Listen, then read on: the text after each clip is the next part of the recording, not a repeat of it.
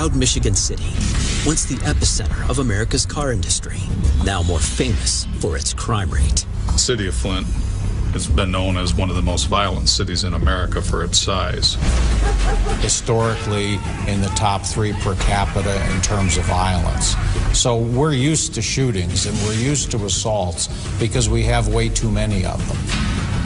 2010 was a record-breaking year. We had 66 homicides in the city of Flint alone. And it was just the beginning of what we were about to see. In the stillness of the early morning in a desolate part of town, an unusual heap of what looks like trash on the sidewalk catches the eye of a Flint police officer. And he pulls up next to 2 other patrol officers also on 3rd shift, and he says, you know, I think I saw a pile of clothes back there on Saginaw Street, but I'm not sure. So why don't you guys follow me back there? I think I ought to check it out. What, at first glance, looks like a pile of old clothes, turns out to be something far more disturbing. It was a man who had been viciously stabbed, lying in a pool of blood.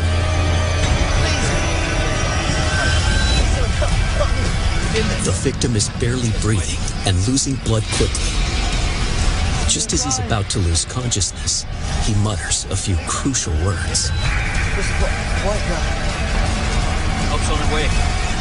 Authorities quickly determined that this attack was not likely a mugging when they discovered the victim's wallet and cash untouched in his pants pocket. It was later determined that the person who was lying in the road who had been stabbed was Arnold Miner. He was then put in the ambulance. An officer went with him. He died in the ambulance. Investigators immediately canvassed the area around the crime scene for suspects and witnesses. Where this happened was what would during the day be a busy stretch of street, but no one would have been there. I mean, unless someone was walking by themselves at 2:30 in the morning. Your son has been murdered. Later that morning, police deliver the tragic news to Miner's sister and mother. They share a photo of him in happier days.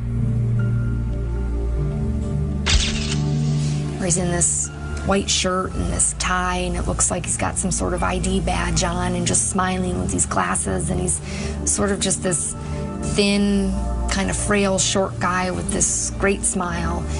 And you could tell by talking with his family that they just really loved him.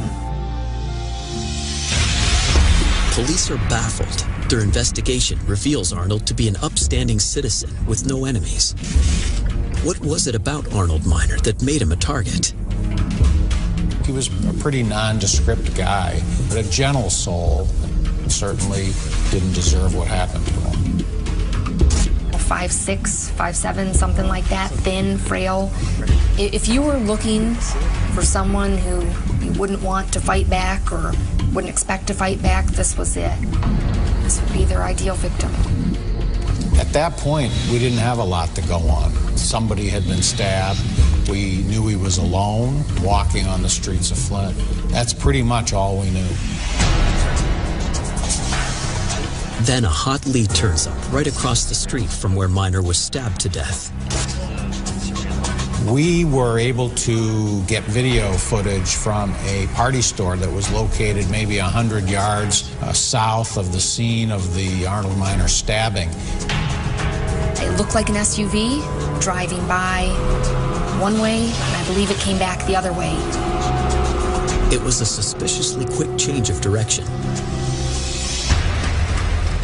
Armed with this vital clue, police spend hours poring through their records. Arnold Miner's attack seems to fit into an emerging pattern of stabbings that has been escalating over the past week. Black men being accosted on the streets of Flint in the middle of the night while they were alone walking. We started thinking maybe we have the same perpetrator of all these crimes. Detectives turn back the clock. 3 months earlier, 31-year-old David Motley is stabbed to death. At the time, it was wrongly chalked up to gang violence. Then, a month later, another victim. The second homicide was not discovered until, I believe, June 21st. Now, that's nearly a month apart. And there was no investigative connection made then. The unfortunate second victim turned out to be 59-year-old Emmanuel Dent, whose life was cut short after multiple stab wounds caused him to bleed to death. Gun violence is almost 100% of the crime that we see in Flint. We don't see a lot of stabbings, and as we started to see more, those certainly stuck out. Over the series of the next few weeks, there began to be one assault after another. And beginning on July 26th, July 27th, 28th, and 29th, there was one each day. Some of these individuals were lifted up off the ground as the knife protruded up towards the chest cavity. Whoever was doing it had to be pretty strong, because in order to stick that knife in and then yank it up and really cut out the guts of the individual, it's not that easy to do that. There's a lot of torque involved. 6 men stabbed, 3 dead. Police now believe an elusive monster is on the loose, attacking victims at random without leaving a trace of evidence. Then, on July 30th, officers find 60-year-old Frank Killebrew's body lying in a parking lot. The stab wounds on his body, just one part of a now familiar M.O. He wasn't even robbed. He had 2 wallets on him. So it was another very violent attack on somebody who wasn't robbed, walking down the street alone at night. That was that watershed moment where the investigators at the crime scene, they were looking at this and they're going, hey, wait a minute. We've had a bunch of these things. And that's when the investigative connection was made. By the time Arnold Miner was stabbed to death on August 2nd, there had been a stabbing in Flint every night for the previous week. These were savage attacks. There's just no way else to describe it. These were savage, brutal, violent attacks. This guy's not stopping. This guy, he's on a rampage. As the number of attacks rises to 12, panic sweeps across the city. What we saw in the next week was something I haven't seen since. People genuinely concerned, and you're talking about a city that's used to crime, that's used to being on edge. People were afraid of becoming the next victim. So the best way to avoid that was don't go out at night. The community was up in arms. They wanted action, and the police agencies and the law enforcement folks wanted to make something happen. The problem that we were having is that the police agencies weren't really communicating with one another, because we were having a series of these stabbings, but they all weren't occurring in the same jurisdiction. The nature and the magnitude of this investigation was going to be beyond the scope of the Flint Police Department to investigate all these homicides right now. And that's when the request was made. McGreevy and his team call in reinforcements to form the Serial Stabber Task Force. We had police officers from 7 different jurisdictions, and we all wanted to capture this individual. But even with so many new players in the investigation, the task force doesn't make much headway. People were just kind of grasping at straws, if you will, because nobody really had any suspects. Right now, all police know is that their perp is white, strong, drives an SUV, and prefers a knife. He seems to attack black men at night, and he is terrifyingly prolific. We couldn't have any more homicides. It just wasn't in the equation. Absolutely not. But to do that, police need a solid lead, and they need it fast before the serial slasher strikes again. This guy's not stopping. We have a madman on the loose.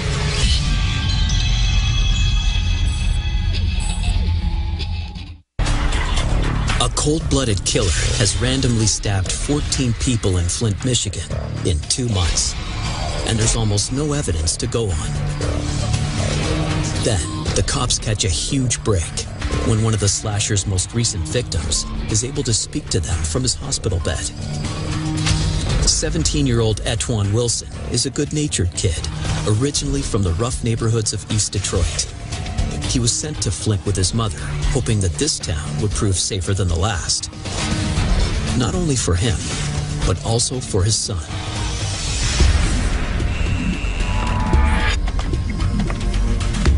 On the evening of August 1st, 2010, Etwan is walking home alone after a party, just a few blocks from his house, when he notices a man standing next to an SUV. He was on the phone, and I can hear him say, "Man, you got me lost, I don't see it." I had to go like past him to get to where I was going. So as I was walking closer, he said, "Excuse me, do you know where Clio Road is?"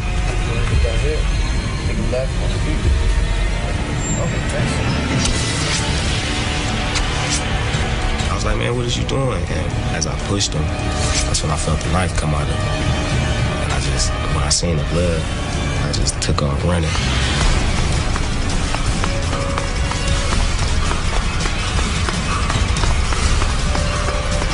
I turned around and I looked back, and he was just standing there staring at me.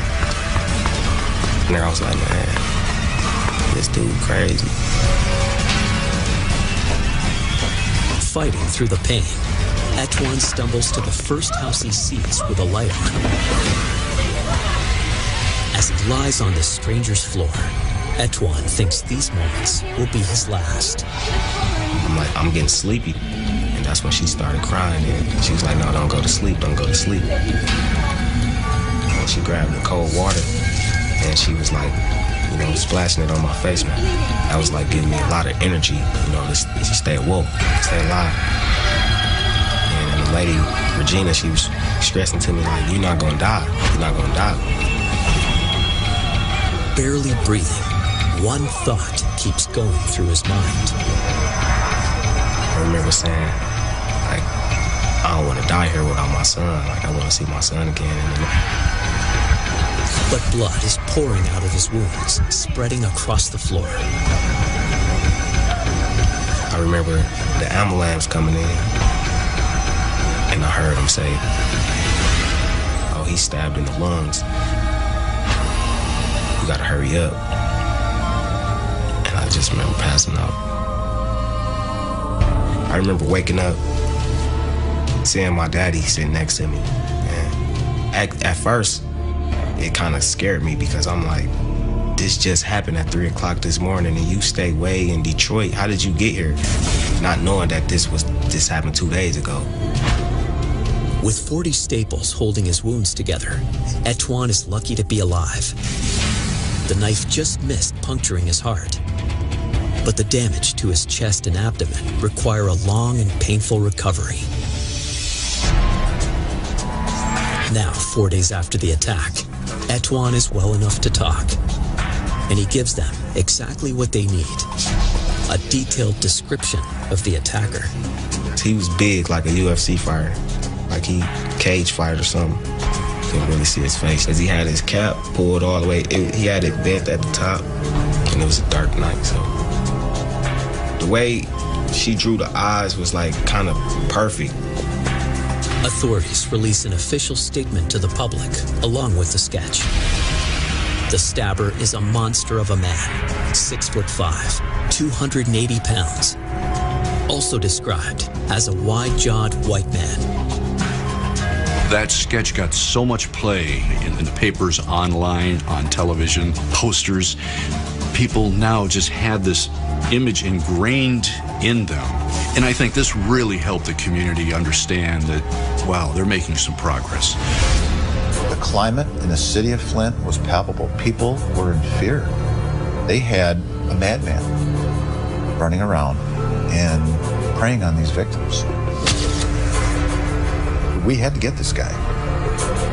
A white male, and all 14 of his victims African American. There was a notion that there were maybe some racial implication. From an outsider looking at it, it would seem that this was a race issue and that he was going after black men. But if you know the demographics of the city, the person that's going to be walking by themselves at that time of the day or at that time of the night is going to be a black male, just because of the city we live in. That's the majority of the population. You know, I don't really know why he was stabbing black people, but he didn't say anything racial when he stabbed me. Police have no idea whether the slasher is motivated by bigotry or just a lust for killing. But as more recovering survivors are able to speak, investigators find they're all telling the same story. He would drive the streets of Flint.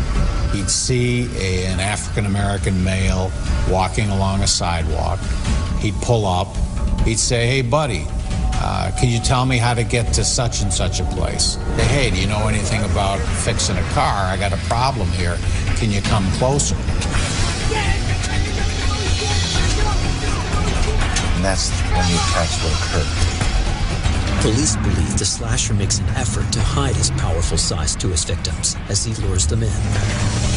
Well, it's nighttime, and the street lights don't work so well, and he may not appear quite as large as he ultimately turns out to be. And I think he used that to his advantage, and he wasn't as ominous looking until they got up close and that knife came out. They would come to his rescue because they're good, kind-hearted people, and then he would take advantage and attack them. That's a pretty low thing to do. After 5 days without any significant progress, frustrated investigators reach out to the community for help by setting up a 24-hour tip line. And the phone was literally, I'm told, ringing off the hook constantly with concerned citizens offering tips. Thousands of tips are pouring in, and thousands of leads for police to tirelessly follow up. It was pure adrenaline. They'd work to the point of exhaustion. They'd lay down on the floor in their office and they'd get some sleep. Just didn't think about it. Just kept on moving. This was a you shall not fail mission. It was a chase. We just had to keep on going. I don't think I've ever seen such a dedicated group before on any case that I've been involved with. Yeah, you don't know what it's like. You need to go out in the street. In the grip of terror, Flint, Michigan holds its breath hour by hour, waiting for news of another stabbing. You don't know what's going on. My daughter won't even leave the house. I'm scared. But to everyone's surprise, 3 days pass without a new attack. And each day, it was like we were kind of almost in a sense waiting. Is this guy taking a break? Is he taking some time off? Or are we going to see another run? It won't be long before investigators get their answer. The guy said, "We've just had 3 assaults identical to what you had up in Flint." We were stunned.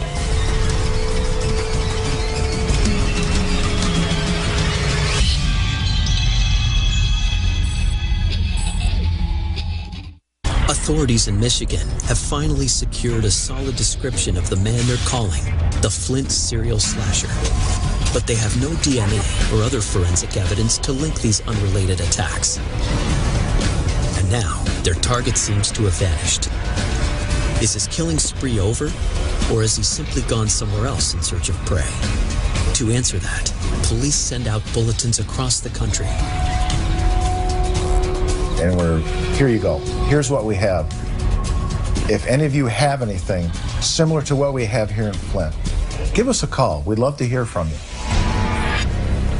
3 days later, and 600 miles away, the Slasher Task Force is contacted by the tiny police department of Leesburg, Virginia, about a recent attack. The victim was walking across a parking lot when a vehicle pulled up to him and asked if he could assist him with some problems with his car. He sensed movement in his peripheral vision and saw the suspect swinging a hammer at him. And so he was able to partially deflect, pull away, so there was not a full contact.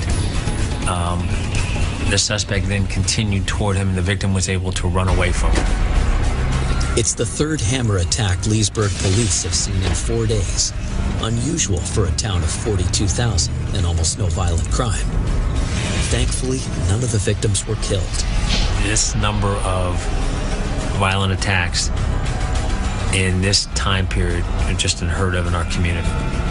The third one just added more confirmation to our suspicions that we did have a serial attacker.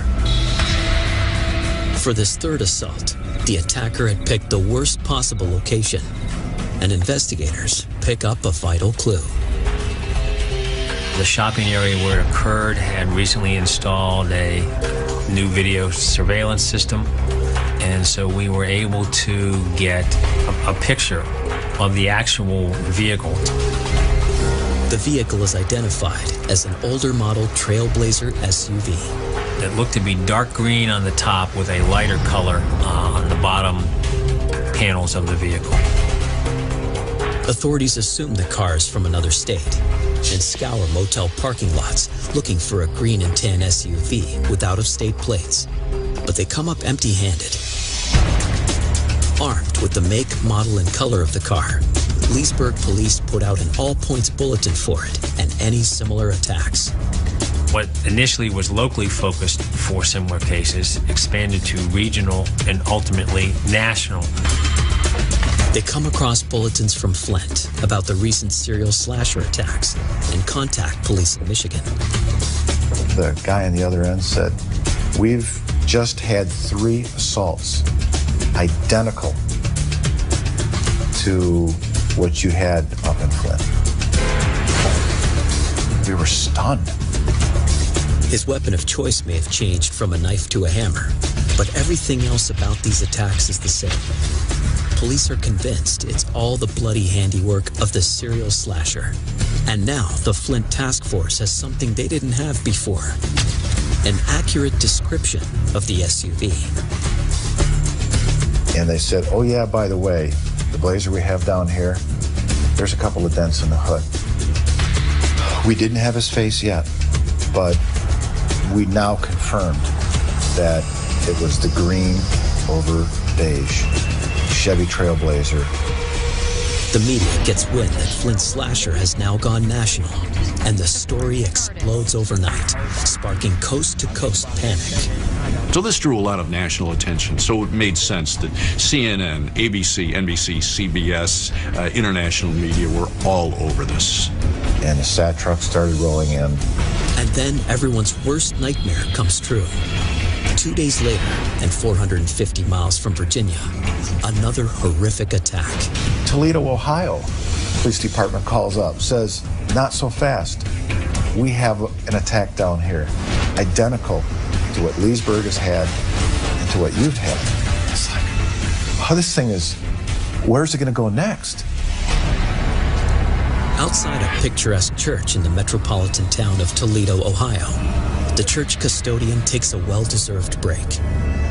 A hulking man steps out of a green SUV. He asks the custodian for directions. Harmless enough, until...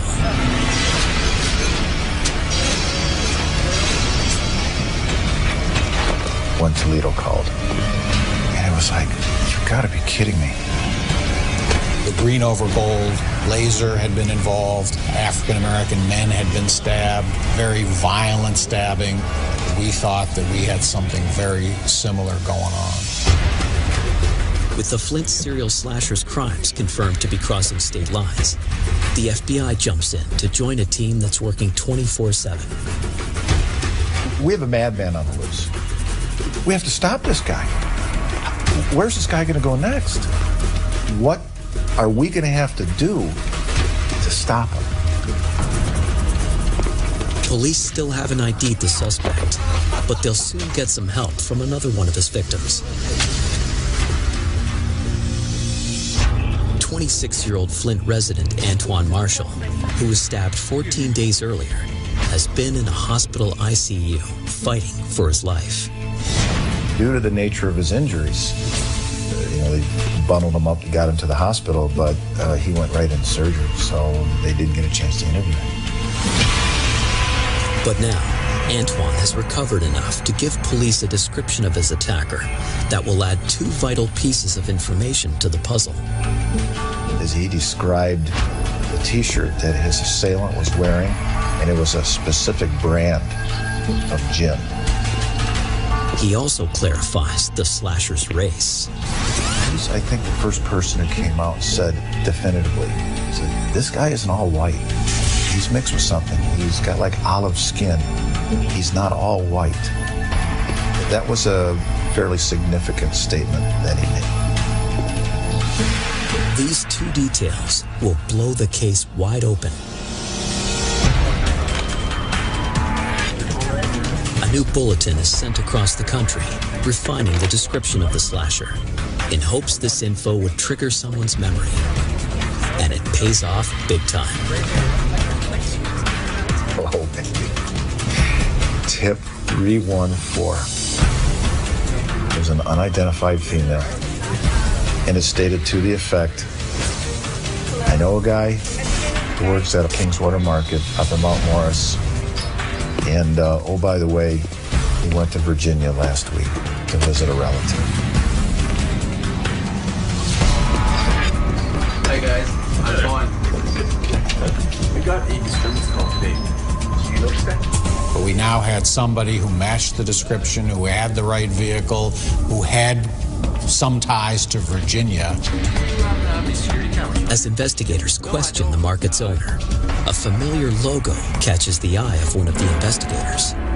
The T-shirt logo that was described in the attack by Antoine Wilson. And they were able to determine and confirm that the shirt the assailant was wearing was the same identical type of shirt that the store would have had. The pieces are all finally falling into place as police zero in on the serial slasher. But will they find him before he disappears for good?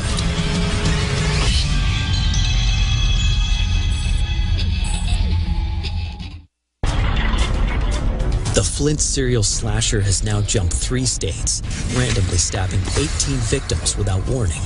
5 men are dead, 13 have survived. It's a bloodbath that's causing widespread fear, hysteria, and disbelief across the nation. But a game-changing tip has led state troopers to a market where they believe the killer may have worked. Police know they've hit pay dirt when the owner immediately recognizes the man in the sketch. They learned that the individual worked there, he matched the description. They weren't sure of his full name. They only knew him as Eli. But they told us he was going off to Virginia and that indeed he had that kind of a vehicle that had been part of the bulletin. The owner's information is sparse. Eli only worked for a short time on the night shift, and the owner paid him in cash. But the most valuable information of all comes from the security cameras installed in the store. The store owner pointed out the employee who they were asking about, who had left to go to Virginia, and the store owner also on the archive video pointed out that person's vehicle, which was parked in the parking lot. There you go. Appreciate it. Thanks for help. Investigators are closer than they've ever been to learning the identity of the serial slasher. But they need a last name. The owner claims to know nothing else about Eli, except that he's a good worker, speaks with an accent, and mostly keeps to himself. But in questioning other employees, the cops get one last clue from Eli's coworker. Getting his cell phone number was a critical piece of investigative evidence. One tip in 1,000 has delivered a gold mine. Back at task force headquarters, state troopers share their exciting news with the team. At this point, the investigators had an exact match on the vehicle, and the fact that this guy went to Leesburg, similar descriptions of the T-shirt, and now they had a cell phone number, and we had a picture. So right now, things are beginning to move ahead just a little bit faster. They still don't have the suspect's last name, but in a stunning stroke of luck, the name of the market rings a bell for a member of the task force. And the one investigator goes, I remember that market. We did an alcohol enforcement sting a few weeks back. In fact, the guy you're talking about, the description, He matches the guy that we gave the ticket to. The Flint serial slasher is also guilty of selling alcohol to minors. And they actually had his driver's license, or at least a photocopy of it, because they had written him a ticket. And that's how we learned the real name of Eli was Elias Abuelazam. Now that they have his full name, the task force goes into overdrive to track him down. By now, he'll know they're onto him thanks to the media attention. So he's no doubt laying low.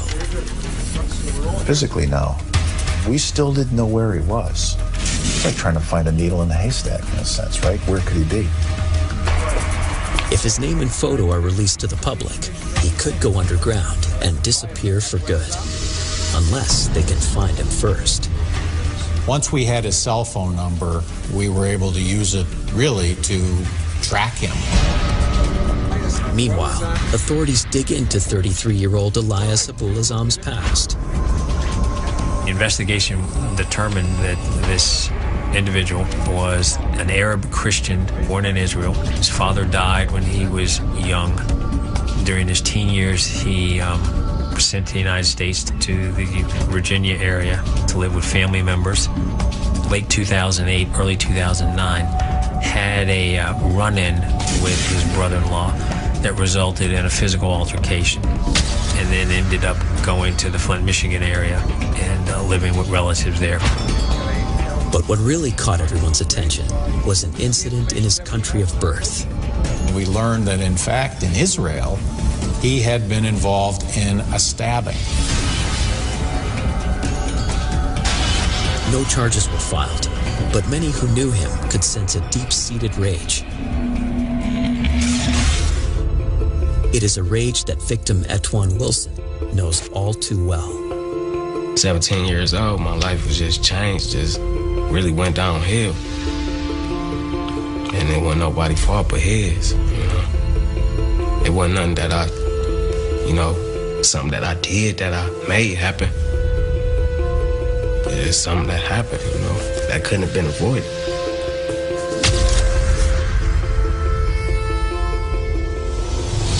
Back at the task force, the cell phone tracking expert pings Abuelazam's phone. When the computer reveals where that phone is, all systems go into immediate red alert. Guys, we got some bad news. Our suspect is on the move. It looks like the slasher is on the verge of escaping for good. They got it within 1,000 yards of Louisville, Kentucky International Airport. Very close to the airport are two interstates. Is the guy flying or is he mobile? Is he driving?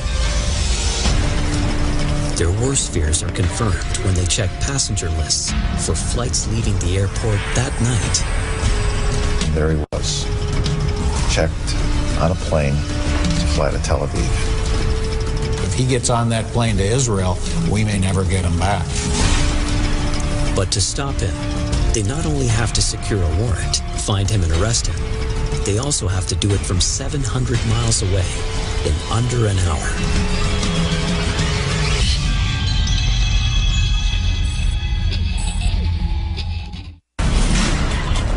The task force team has located the Flint serial slasher Elias Abuelazam, trying to flee the country. He's already boarded a flight in Louisville, Kentucky, bound for Israel. But fortunately, it has a stopover in Atlanta, where he must change planes. This layover in Atlanta will be the task force's only chance to grab him. It's currently 9 p.m. in Flint. His flight to Israel will leave Atlanta at 10:15.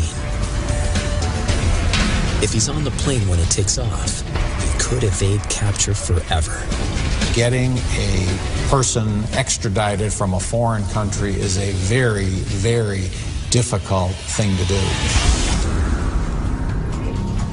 He couldn't get on the plane. Absolutely not. He could not leave the country.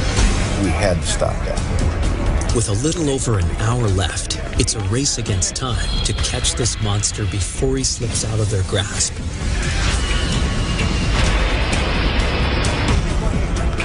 But they can't just arrest him on the spot. We have to come up with a warrant. We have to come up with something to hold him. So there was a lot of pressure to get all of this together as quickly as possible. One of the hurdles was this was several states away for us, and we also knew that the Atlanta Hartsfield Airport was a huge international airport. We had to make contacts with the authorities down there and stress to them the urgency, the time constraints we had. But finding a judge to sign an arrest warrant at 9 o'clock at night is an arduous task.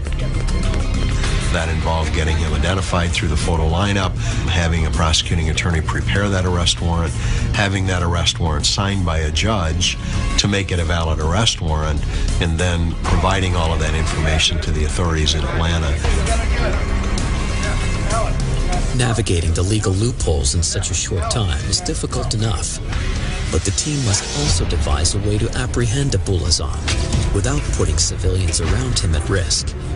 My number one concern was that if he gets on that plane, we have a hostage situation. He's going to know something's up, and he's going to put a knife or something to somebody's neck, plus the fact that he's a huge guy. I mean, even without a weapon, he's dangerous.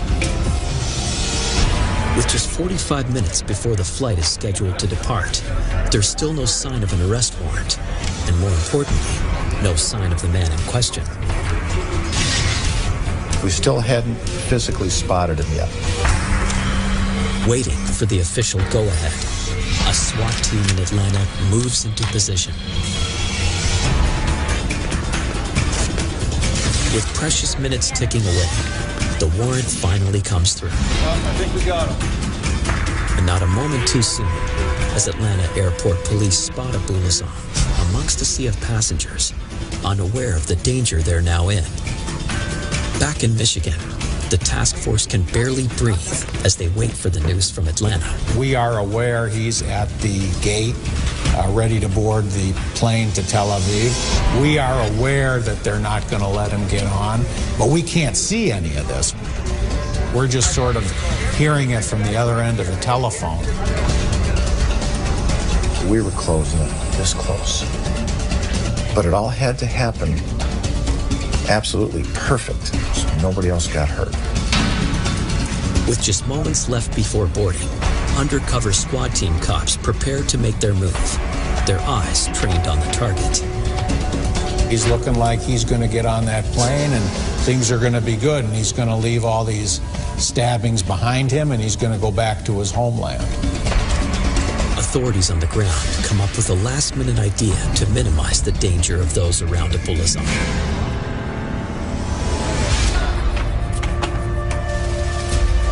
Mr. Abuelazam, can you please make yourself known at gate C24? An announcement is made over the public address system asking that Elias Abuelazam please come up. And maybe Abuelazam felt when he heard his name announced, this is great. They're going to upgrade me to first class because I'm a big guy, and they realize that I need some extra room. And he's standing up. He's walking to the counter.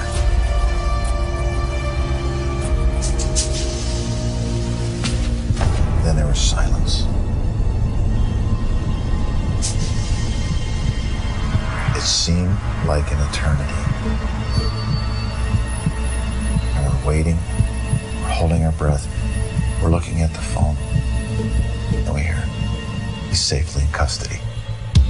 Oh my God. Elias Abuelazam, you're under arrest for murder. We got him, man. We got him. We got him. It's exactly what I felt. This is exactly what I did. We got him. Oh. When we finally get word that Abuelazam is in custody, a cheer goes up at State Police Headquarters from the task force. Everybody's high-fiving everybody else. There was no violence whatsoever. There was no attempt to not cooperate. Abuelazam went very quietly in the end. The relief is overwhelming, but the work for the investigators is far from over. To ensure his conviction, prosecutors need ironclad evidence. Search warrants are executed on his truck and residence. The most damning evidence almost left the country with him. His luggage didn't show up in Atlanta, and in fact had been left behind by the airlines in Louisville, Kentucky. We were able to find a pair of blue jeans, and the blue jeans had some blood. It was the blood of Arnold Miner.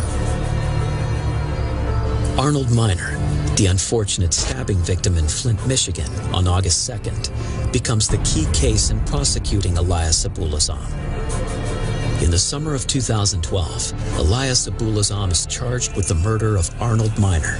Evidence from his other alleged attacks is used to support the prosecution's case. We were able to show the jury a lot of the other stabbings and present some of the surviving victims. And those surviving victims actually identified Elias Abuelazam as their attacker.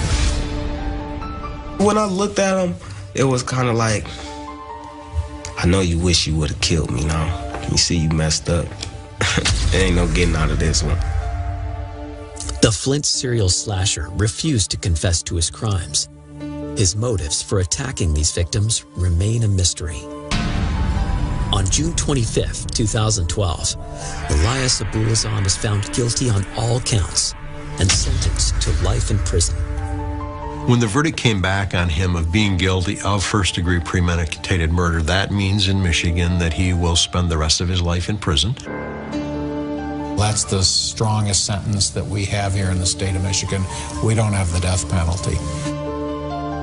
Never, ever, ever again will this person inflict the type of pain and suffering